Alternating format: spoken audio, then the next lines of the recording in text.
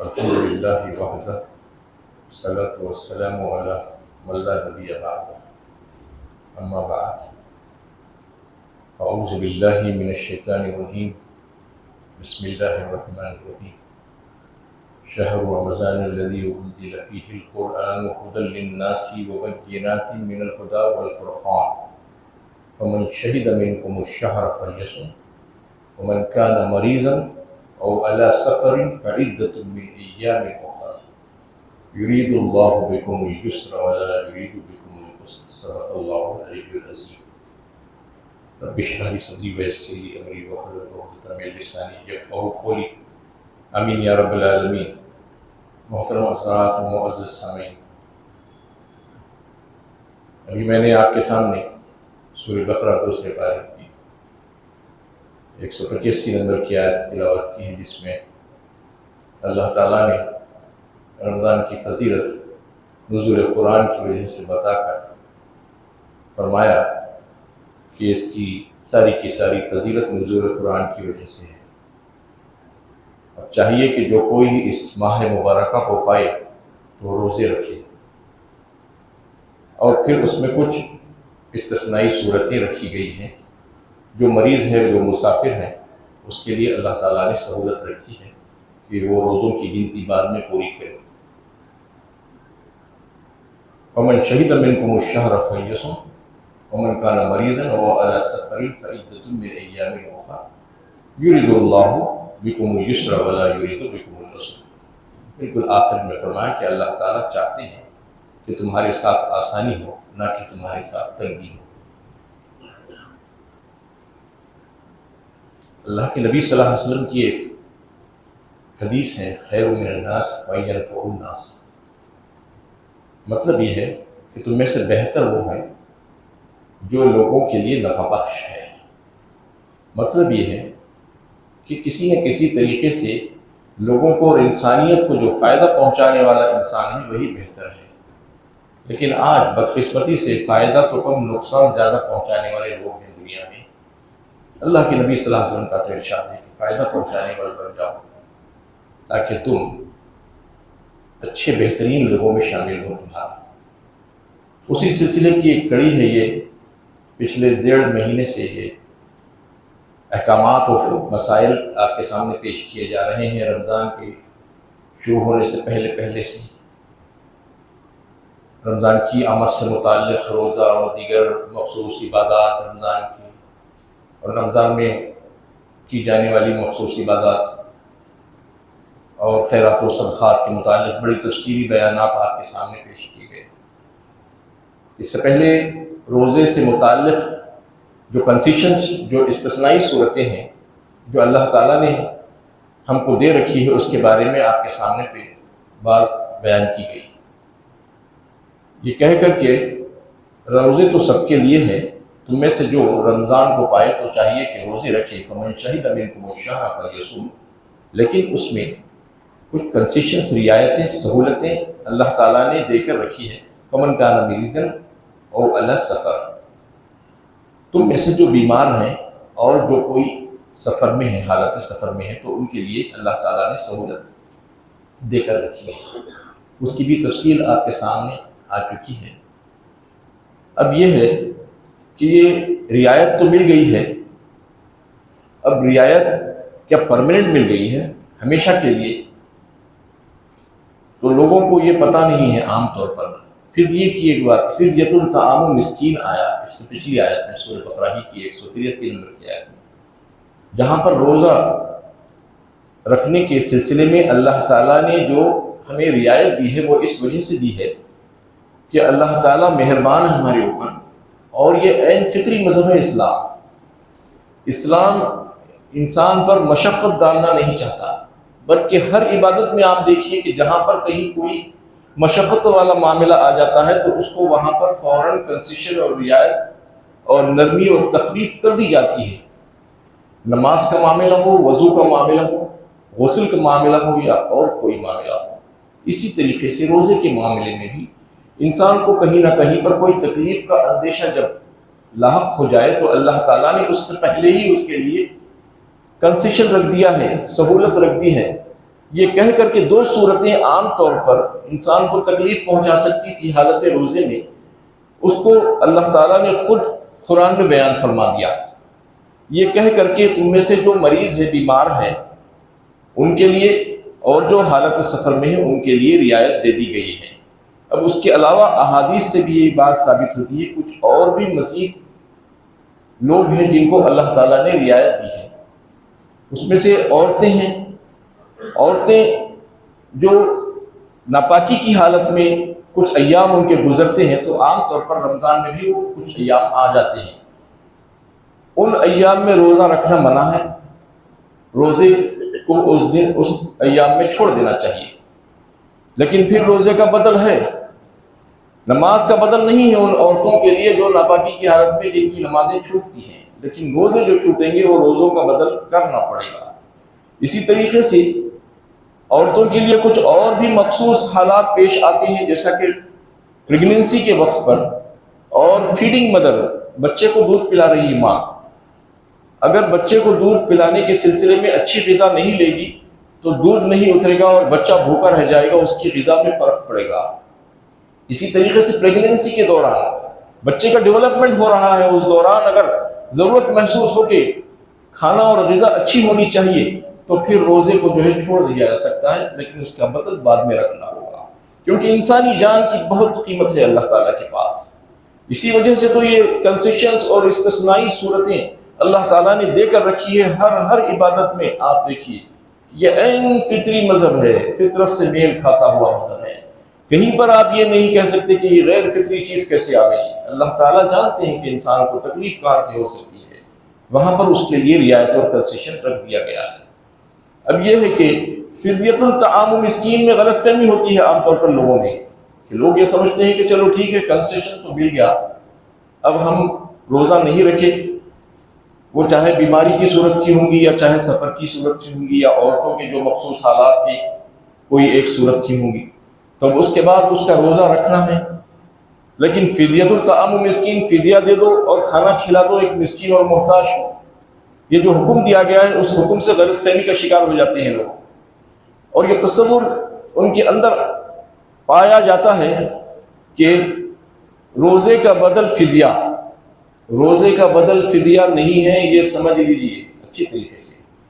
حالانکہ فدیے کا تذکرہ اللہ تعالیٰ نے بیان فرمایا ہے قرآن ہی میں کہ فدیہ دے دو، لیکن روزہ نہ رہ کر آپ یہ نہیں کہہ سکتے کہ میں فدیہ دے دوں گا، کیونکہ عام طور پر ایسا ہی ہو رہا ہے۔ اس لیے لوگ مجھ سے سوالات کرتے ہیں آ کے کہ ہم روزہ نہیں رکھے ہیں، فدیہ کتنا دینا؟ فدیہ کتنا دینا بات کی بات ہے، فدیہ دے سکتے ہیں یا نہیں دے سکتے ہیں آپ وہ پوچھیے پہلے۔ فدیہ نہیں دے سکتے عام حالات میں، اس لیے کہ یہ کوئی پیسوں سے خریدے جانے والی عبادات نہیں ہے کہ پیسے دے دو اور جان چھڑا لو، یہ کوئی معمولی چیز نہیں ہے۔ ایک روزے کا بدل نہیں بن سکتا، ایک بھی روزے کا بدل، اس لیے کہ یہ تو اللہ تعالیٰ نے آپ کو رعایت دی ہے، کنسیشن دیا ہے، تخفیف کی ہے، آپ کے ساتھ سہولت مہیا کی ہے اللہ تعالیٰ نے آپ کو، کہ ان حالات میں جب تم تکلیف میں ہو، سفر میں ہو، بیماری میں ہو، تو تم کو کچھ دنوں کے لیے عارضی طور پر مہلت دے دی گئی ہے کہ روزے کو چھوڑ دو اور بعد میں رکھ لینا۔ فدیہ دے دینا نہیں کہا، فدیہ تو چند پیسے ہیں، چند ٹکے ہیں، اس کی کیا اہمیت ہے؟ مالدار آدمی تو 100 روپئے کیا 1 لاکھ روپے بھی دے سکتا ہے۔ اگر اس سے کہا جائے گا کہ فدیہ دے دو بھائی روزہ مت رکھو، تو اس کو تو کوئی فکر ہی نہیں ہوگی، سب پیسے دے دیں گے، روزہ کون رکھے گا پھر؟ جیسا کہ آج کل بہت سے عبادات میں یہ رواج فروغ دیا جا رہا ہے کہ اتنی بہت سی قربانیاں کیوں دیں، وہ پیسہ لے جا کر غریبوں میں تقسیم کر دو، قربانی ہی مت دو۔ یہ کس نے کہا آپ کو؟ یہ کون سا فتویٰ ہے اور یہ کون سا مسئلہ ہے؟ اس قسم کے جو ہے فتوے اور مسائل نہیں بتانا چاہیے جو شریعت سے ثابت ہی نہیں ہے۔ تو اسی طریقے سے روزے کا بدلہ فدیہ نہیں ہے، لیکن صرف 2 صورتیں ہیں جس میں فدیہ بن سکتا ہے روزے کا بدلہ۔ اس میں پہلی صورت کیا ہے؟ ایک وہ کہ شیخ فانی، مطلب یہ ہے کہ ایسا شخص جو کافی بڑی عمر کو پہنچ گیا ہے، اتنی یعنی عمر رسیدہ ہو گیا ہے کہ اب اس کو واپس آنے کی امید نہیں رہی، اس کے خواہ کمزور ہو گئے ہیں، اب وہ روزہ نہیں رکھ سکتا، آئندہ بھی رکھنے کی کوئی امید اس کو نہیں بچی، وہ خود اپنا محاسبہ کر کے دیکھ لے سکتا ہے۔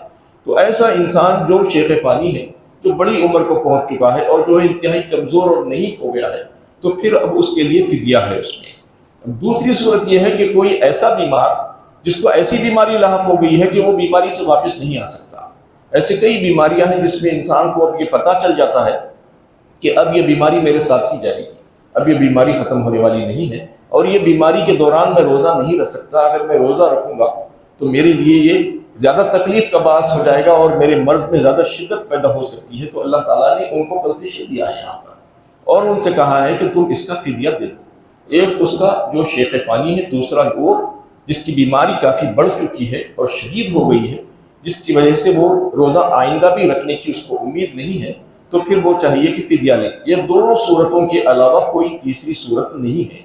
عورتوں کی جتنے بھی صورتیں ہیں اس میں ان کو روزہ رکھنا ہے، لیکن بدقسمتی سے عورتیں روزہ ہی نہیں رکھتی۔ یہ وہ روزے ان کے چھوٹ جاتے ہیں، وہ یہ سمجھتی ہیں کہ یہ تو چھوٹ گئے، ختم۔ بعض وقت تو فدیہ دینے کا بھی خیال نہیں آتا ان کو، اور یہ سمجھتی ہیں کہ چھٹی ہے ہماری، جیسا نماز کی چھٹی ویسے روزے کی چھٹی۔ روزے کی چھٹی نہیں ہے، سمجھ لیجئے، نماز کی چھٹی ہے عورتوں کے لیے، وہ بھی مخصوص ایام میں، اس کے علاوہ کوئی چھٹی نہیں ہے۔ روزے کے سلسلے میں تو ان کو روزہ ہی رکھنا پڑے گا، جیسا مردوں کو روزہ رکھنا پڑے گا ویسا ہی عورتوں کو بھی روزہ رکھنا پڑے گا۔ ہاں، اس دوران رمضان میں اگر آپ کو یہ محسوس ہو کہ ابھی تو میں فٹ نہیں ہوں، یا میں مریض ہوں، یا سفر میں ہوں، میں روزہ نہیں رکھ رہا ہوں، تو میں کچھ فدیہ تو دے دوں، تو فدیہ دے دیجیے آپ، اچھی بات ہے، لیکن روزہ رکھنا پڑے گا۔ فدیہ دینے کے بعد بھی روزہ رکھنا، اس لیے کہ آپ ایڈوانس میں دے دیجیے تھوڑا سا پیسہ۔ اللہ کی راہ میں آپ 100-200 روپے اگر خرچ کر دیں گے تو کوئی فرق پڑنے والا نہیں ہے آپ کی زندگی میں، آپ دے دیجئے، لیکن نیت آپ کی پوری یہ ہونی چاہیے کہ میں روزہ رکھوں گا، جیسے ہی میں اپنی صحیح اور درست حالت میں آ جاؤں گا، جیسا ہی میں میری بیماری دور ہو جائے گی، جیسا ہی میں سفر سے واپس آ جاؤں گا، میں اس کا جو ہے روزہ رکھوں گا، روزے کا بدل روزہ ہی ہوگا، یہ سمجھ کر اگر کوئی جو ہے فدیہ بھی دے دے گا تو اس کا فدیہ بھی قبول ہوگا اللہ تعالیٰ کے پاس، اس کا اجر و ثواب اس کو مل جائے گا۔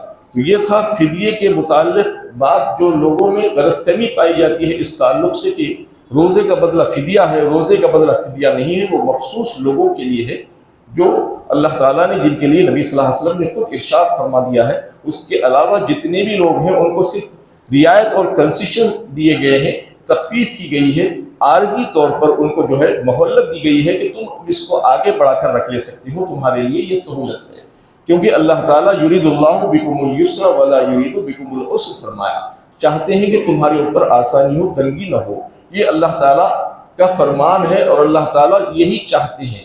یہ تو بات ہوئی فدیے کے تعلق سے۔ اب روزے کے کچھ احکامات، بہت سے احکامات تو آپ کے سامنے پیش کیے جا چکے ہیں۔ سحری اور افطار سے متعلق کچھ جو غلط فہمیاں عام طور پر روزے میں ہوتی ہیں انسانوں سے، اس کو بھی میں آپ کے سامنے پیش کر دینا چاہتا ہوں۔ سحری سے متعلق یہ حکم ہے نبی صلی اللہ علیہ وسلم کا کہ سحری میں جلدی کیا کرو، سحری میں دیری کیا کرو، سحری میں دیر کیا کرو، اور افطار میں عجلت کیا کرو، افطار میں جلدی کرو اور سحری میں دیری کرو۔ تو سحری کرنا تو ہے بہرحال، لیکن بہت سے لوگ جو گلف میں گئے سے لوگ بھی ہیں جن میں خرابیاں پیدا ہو گئی ہیں یہ لوگوں میں، کہ یہ سمجھتے ہیں کہ رات بھر جاگو رمضان میں اور دن بھر سوتے رہو۔ یہ مزاج بنا لیا ہے لوگوں نے، انہیں رات بھر آوارہ گردی کرو، چاہے جو چاہے کرو۔ ظاہر بات ہے رات بھر رہ کر کوئی عبادت تو نہیں کر سکتا، لیکن رات بھر پھریں گے ادھر ادھر، کھائیں گے پیئیں گے، اور صبح سو جائیں گے۔ آپ فجر کی نماز پڑھ کے بھی اگر سو جائیں گے تو کوئی فرق نہیں پڑتا، لیکن سحری کرنا ضروری ہے۔ عام طور پر یہ سمجھتے ہیں کہ فجر ادا کر لیں گے اور سو جائیں گے، سحری کی کیا ضرورت ہے، رات بھر کھا ہی لیے ہیں۔ یہ کھانا سحری کرنے کے برابر نہیں ہے، سحری الگ سے کرنا ہوگا، چاہے 1-2 لقمہ ہی آپ لے لیں، ایک پانی کا گھونٹ آپ پی لیں، لیکن جب وقت ختم ہونے لگا آپ کا سحری کا تو وہ آخری وقت میں آپ کو سحری کرنا ضروری ہے، یہ سنت ہے، اور سنت کو بلا وجہ کے ترک کرنا اچھی بات نہیں ہے، گناہ کی بات ہے، سنت کو ہلکا نہیں لینا چاہیے۔ اب اس میں جو دیری کرنے کی جو بات ہے، وہ دیری میں بھی جو ہے لوگوں میں غلطی ہو جاتی ہے۔ عام طور پر یہ سمجھتے ہیں دیری کا مطلب یہ ہے کہ جب تک کہ اذان نہ ہو جائے جب تک کھاتے رہو، یہاں پر بھی آپ کا روزہ فاسد، ختم ہو گیا آپ کا روزہ۔ یعنی دیری سے مراد یہ ہے کہ آپ کا سحر کا جو وقت ختم ہو رہا ہے اس وقت تک آپ جو ہے سحر کر سکتے ہیں، اور کرنا چاہیے آپ کو۔ تو سحر کا وقت عام طور پر جو نظام الاوقات میں جو پیش کیا جاتا ہے وہ احتیاطاً 11 منٹ پہلے کا رکھ دیا جاتا ہے احناف کے نزدیک، کیونکہ متوسط طور پر جو ہے لوگوں میں ذرا غفلت پائی جاتی ہے، اس لیے تھوڑا سا پہلے ان کو ہٹا کر جو ہے رکھا جاتا ہے۔ اگر آپ چیک کر لیں وہ 11 منٹ پہلے کا ہے تو آپ کے لیے اور نظر 4-5-6 منٹ رہتے ہیں، آپ استعمال کر سکتے ہیں۔ لیکن اگر وہ 11 منٹ ختم ہو جائیں گے تو بھی عام طور پر فجر کی اذان نہیں ہوتی ہمارے ہاں مسجدوں میں۔ ہمارے پاس مسجدوں میں 10-15 منٹ کے بعد اذان ہوتی ہے، تو یہ نہ سمجھنا چاہیے کہ اذان نہیں ہوئی اس لیے کھاتے جاؤ۔ اذان فجر کی نماز کے لیے ہو رہی ہے، سحر ختم کرنے کے لیے نہیں ہو رہی ہے۔ اور اگر آپ 1 منٹ بھی زیادہ کھائیں گے آپ کا وقت ختم ہونے کے بعد تو آپ کا روزہ گیا، روزہ آپ کا فاسد ہو گیا۔ آپ 13-14 گھنٹے بھوکے رہنے کے باوجود بھی اگر آپ کو اس کا مقصد حاصل نہیں ہوا تو کیا فائدہ ہے؟ احتیاط انتہا سے زیادہ ضروری ہے سحر کو تاخیر سے کرنے کے سلسلے میں۔ سحر کو تاخیر سے کرنا یہ حکم ہے، اس کو بھی فالو کرنا، لیکن تاخیر کتنی کرنا وہ احتیاط کے ساتھ کرنا کہ وہاں پر ذرا بھی آپ ادھر سے ادھر کراس نہ ہو جائیں، یہ احتیاط لازمی ہے۔ اور جو راتوں میں سو کر راتوں میں جاگ کر دن میں جاگنے کا جو معاملہ ہے وہ بھی انتہائی غلط ہے۔ روزہ رکھنے کا مقصد کیا ہے؟ تقویٰ کا حصول۔ تقویٰ کا حصول کب ہوگا؟ جب آپ سارے معاملات کریں گے اور لوگوں کے ساتھ لین دین کریں گے، عبادات کریں گے، قرآن کی تلاوت کریں گے، اپنے کاموں میں تھوڑی سی تخفیف کر لے سکتے ہیں۔ رمضان میں اللہ تعالیٰ نے اجازت دی ہے، لیکن اس کا مطلب یہ نہیں ہے کہ رات بھر آپ جاگیں گے اور دن بھر اے سی لگا کر سوتے رہیں گے۔ دن بھر اگر سوتے رہیں گے، عصر میں اٹھیں گے اور اٹھ کر افطار کی تیاری کر لیں گے تو پھر روزے میں کیا کیا؟ عام طور پر تو ایسا ہو رہا ہے کہ ظہر کی نماز بھی چلے جا رہی ہے، یعنی روزہ رکھنے کے بعد آپ کو تقویٰ حاصل ہونا ہے تو ظہر کی نماز چھوڑ کر تقویٰ حاصل ہوگا کیا؟ بتائیے تو صحیح۔ اس قسم کی حرکتیں یہ عام طور پر سماج میں پائی جاتی ہیں، اس لیے میں آپ لوگوں کو اس کی طرف توجہ دلانا چاہتا ہوں کہ روزے کی حالت میں آپ تھوڑا سا آرام کر لیں، رات میں بھی آرام کر لیں۔ قیام اللیل کے سلسلے میں آپ جاگیں گے زیادہ، رات کی نیند کم ہوگی، تو دن میں آپ فجر کے بعد تھوڑا آرام کر لیں 2-4 گھنٹے، پھر اٹھیں عبادات کریں۔ خاص طور پر رمضان کا مہینہ نزول قرآن کا مہینہ ہے، اس سلسلے میں زیادہ توجہ دیں۔ قرآن کو پڑھنے پڑھانے سمجھنے اس پر عمل کرنے کے سلسلے میں، اس کی ہدایات کو سمجھنے کے سلسلے میں جو غور و فکر کریں، اور جو کچھ بھی اللہ تعالیٰ نے ہمیں حکم دیا ہے اس کو پورا کرنے کے سلسلے میں، لوگوں کی خیر خواہی کرنے کے سلسلے میں، لوگوں کی مدد کرنے کے سلسلے میں دوڑ دھوپ کریں۔ یہ سب کچھ ہم کو رمضان میں حالت روزے میں کرنا ہے۔ یہ نہیں کہ حالت روزے میں صرف سوتے ہی رہیں گے اور اٹھ کر افطار کریں گے، اور افطار ایسا کریں گے کہ آدھا گھنٹہ 1 گھنٹہ بیٹھ کر افطار کرتے رہیں گے۔ یہ صرف کھانے پینے کا مہینہ نہیں ہے بلکہ یہ عبادات کا مہینہ ہے۔ اس میں اللہ تعالیٰ نے بے شمار نیکیاں لکھ دی ہے ان لوگوں کے لیے جو ایک فرض جو ادا کر دیتا ہے اس کو 70 فرض، جو ایک نفل ہے تو اس کو فرض کے برابر، ایسے بے شمار فائدے اور نیکیاں ہیں اس میں عبادات کرنے کے سلسلے میں۔ اور آخر میں ایک بات یہ ہے کہ راتوں میں جو ہے نماز یعنی قرآن کے تلاوت کرنے کے سلسلے میں جو تراویح کا اہتمام کیا جاتا ہے، جو ایک خصوصی نماز ہے رمضان کی، اس کے سلسلے میں بھی لوگوں میں بے پرواہی پائی جاتی ہے۔ عام طور پر یہ سمجھتے ہیں کہ 5-10 دن میں کوئی کہیں پر ایک جگہ جا کر آپ ایک قرآن پڑھ لو کوئی حافظ صاحب کے پیچھے، اس کے بعد آپ جو ہے آپ کو چھٹی مل گئی، اس کے بعد پورا مہینہ چھٹی۔ ایسا نہیں ہے، بلکہ چاند دیکھ کر نماز تراویح کو شروع کرنا ہے اور رمضان عید کا چاند دیکھ کر نماز تراویح کو ختم کرنا ہے۔ چاہے آپ ایک قرآن سن لیے ہوں تو آپ جو ہے تھوڑا سا سن سکتے ہیں کہیں پر جا کر، یا اگر کبھی موقع نہ ملے تو گھر میں تنہا بھی آپ پڑھ سکتے ہیں، لیکن پڑھنا ضرور ہے، ادا کرنا ضرور ہے۔ تو اس سلسلے میں جو ہے بڑے احتیاط اور اہتمام کی ضرورت ہے کہ قرآن کو پڑھنے پڑھانے اور سمجھنے کے سلسلے میں اہتمام کرنا چاہیے۔ اس سلسلے میں سب سے بہترین چیز یہی ہو سکتی ہے کہ راتوں میں آپ کہیں پر جو ہے کسی حافظ کے پیچھے جا کر کھڑے ہو جائیں، جہاں پر تراویح چل رہی ہے وہاں پر آپ قرآن سن لیں، کیونکہ اتنا قرآن آپ آسانی کے ساتھ نہیں پڑھ سکتے تو کم از کم سن تو سکتے ہیں، تو سن لیں گے تو وہ جو ہے رات آپ کی اچھی ہو جائے گی اور آپ کا سارا دن اچھا ہو جائے گا۔ حالت روزے میں آپ کچھ اور نیکیاں کرتے ہوں گے، نمازیں ادا کرتے ہوں گے، قرآن کی تلاوت کرتے ہوں گے اور خیرات کرتے ہوں گے، غریبوں کی بذات کرسی اور ہمدردی اور خیر خواہی میں اپنا وقت لگاتے ہیں، تو پھر یہ سب کچھ آپ کا جو ہے عبادت میں شامل ہو جائے گا۔ یہ تمام باتیں فدیے کے اور روزے سے متعلق تھی۔ 1-2 باتیں جو انتہائی اہم ہیں، جو فطرہ صدقہ فطر ہے، میں آج آپ کے سامنے کچھ پیش کر دیتا ہوں۔ اگر آئندہ جمعہ پھر سے مل جائے رمضان کا تو انشاءاللہ بڑی تفصیل کے ساتھ صدقہ فطر کے بارے میں آپ کے سامنے احکامات پیش کی جائیں گے۔ تو صدقہ فطر کیا ہے یہ سمجھ لیجیے۔ یہ ایک خاص صدقہ ہے جس کا تعلق رمضان اور رمضان کی عبادات سے ہے۔ صدقہ فطر جسے کہا جاتا ہے، تو فطرے والی عید بھی اسی کو کہتے ہیں۔ عید الفطر جو کہا جاتا ہے، فطرے والی عید، تو اس کا تعلق عید سے ہے۔ عید کی نماز سے پہلے اس کا ادا کر دینا ضروری ہے، یہ وقت ہے اس کا۔ اب اس کو جو ہے کتنا دینا چاہیے، اس کی مقدار یہ ہے کہ کم از کم 2.25 کلو، کم از کم 2.25 کلو اناج، اور دیگر بھی جو ہے اس کے احکامات ہیں، آئندہ اس کے بیان کیے جائیں گے۔ تو اگر اناج میں دے رہے ہیں تو 2.25 کلو اناج، گیہوں اور جو یا اور کوئی چیز اگر آپ دے رہے ہیں تو اس کی قیمت لگ بھگ اندازہ 80 روپے سے 100 روپے ہوتی ہوں گی آج کی تاریخ میں۔ تو کم از کم اتنا فطرہ جو ہے آپ صدقہ فطر دینا چاہیے۔ اور صدقہ فطر یہ یعنی صاحب نصاب ہونا ضروری نہیں ہے، جیسا کہ زکوٰۃ کے لیے ہے۔ اس میں اگر کوئی بچہ ابھی ابھی پیدا ہوا ہے، نو مولود ہے، ابھی 1 دن کا بھی نہیں ہوا ہے، تو بھی اس کے اوپر صدقہ فطر واجب ہو جائے گا اس کے والدین کی طرف سے۔ اس کے والد کی ذمہ داری ہوگی کہ نہ صرف وہ اپنی اور اپنی نابالغ اولاد کی جانب سے بھی صدقہ فطر ادا کرے اور اپنے اہل و عیال کو ترغیب دے کر ادا کروانے کی کوشش کرے، نہیں تو وہ خود ادا کر دے سکتا، سب کی طرف سے صدقہ فطر جو ہے اس کا ادا ہو جائے گا۔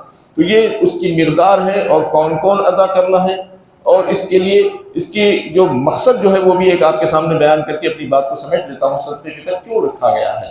لوگ عام طور پر یہ سمجھتے ہیں کہ یہ بالکل ایک عام صدقے کی طرح ہے۔ یہ عام صدقہ نہیں ہے، بلکہ بڑا خاص صدقہ ہے اور بڑی خاص عبادت ہے۔ کیسے خاص عبادت ہے؟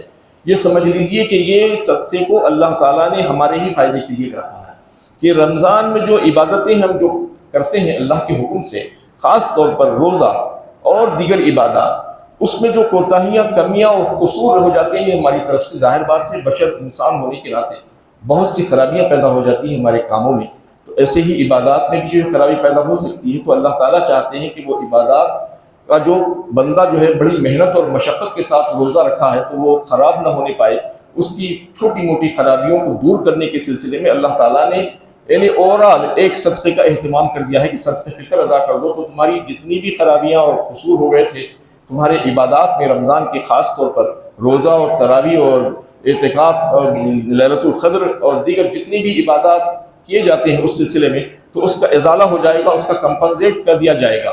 یعنی کتنی بڑی بات ہے سوچیے کہ تھوڑے سے پیسوں کے عوض آپ کو اللہ تعالیٰ یہ آفر کر رہے ہیں کہ تم اگر جو ہے تھوڑا سا یہ اللہ کی راہ میں دے دو تو پھر تمہارے وہ جو قصور ہو گئے تھے، جو کمیاں رہ گئی تھیں، وہ کمیاں پوری کر دی جائے گی، کمپنسیٹ کر دیا جائے گا اور تمہارے کو بھرپور پورا اجر دے دیا جائے گا۔ ایک تو سب سے بڑی حکمت یہ ہے اس کی۔ دوسری حکمت یہ ہے کہ جو غربا، مساکین اور محتاج جو اپنے گھروں میں عید نہیں منا سکتے، جن کے پاس کچھ بھی نہیں ہے، تو وہ بھی تمہارے ساتھ عید میں شامل ہو جائے، وہ بھی اپنے اور اپنے اہل و عیال کے ساتھ اچھے طریقے سے کھا پی لیں، تو وہ جو صدقہ جو ہے تم اگر ان کو دے دو تو وہ بھی اپنے گھر میں دیگر تم جیسا کھاتے پیتے ہو اسی طریقے سے جو ہے عید بھی خوشیاں منا لیں گے اور ان کا گھر بھی جو ہے خوشیوں سے بھر جائے گا۔ یہ دو تو زبردست اہم مقاصد ہیں، اور دیگر بہت سی مقاصد ہیں صدقہ فطر کے سلسلے میں، اور اس کا وقت یہ ہے کہ نماز عید سے پہلے ادا کر دینا ضروری ہے۔